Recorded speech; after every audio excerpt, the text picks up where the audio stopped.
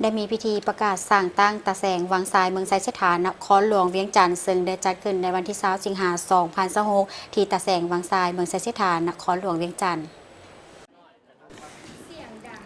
โดยการเป็นเกียรติเข้าร่วมของทานพงศวรรค์ศิริพันธ์กรรมการประจำพรรคประธานแนวราวสร้างสร้างนครหลวงเวียงจันทร์ทานนางบัววรสุขละแสงเลขาคณะพรรคเมืองไซเชฐาพร้อมด้วยภาคส่วนที่เกี่ยวข้อง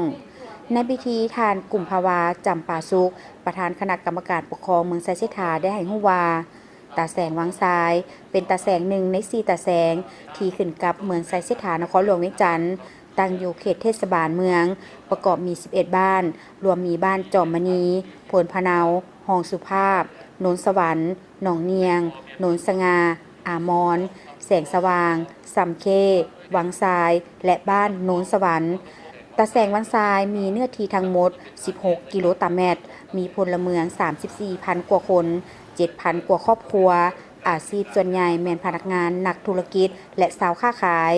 การสั่งตั้งตาแสงวังทรายในครั้งนี้บ่เพียงแต่เป็นการจัดตั้งปฏิบัติตามระเบียบการเท่านั้นแต่ยังเป็นการยกระดับการบริหารรัฐให้ใกล้ชิดกับประชาชน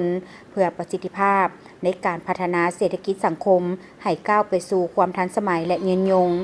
ในพิธียังได้มอบมติตกลงจากองค์การปกครองเมืองไซเชฐามอบให้คณะบริหารงานตาแสงวังทรายและได้มอบใบย่องยอให้องค์การปกครองบ้าน11บ้านที่ขึ้นกับตาแสงวังทรายและผู้ให้การสนับสนุน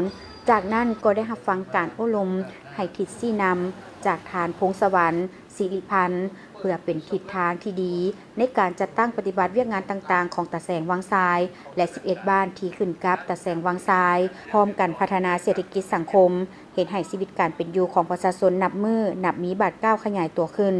ในตอนท้ายของพิธีการนำนครหลวงเมืองและภูเขาห่วมก็ได้ห่วมกันเปิดป้ายพร้อมทั้งลั่นคอง9 บาทเพื่อเป็นสิริมงคลในงานและเยี่ยมชมสถานที่เฮ็ดเวียกของตาแสงวังทรายเติมอีก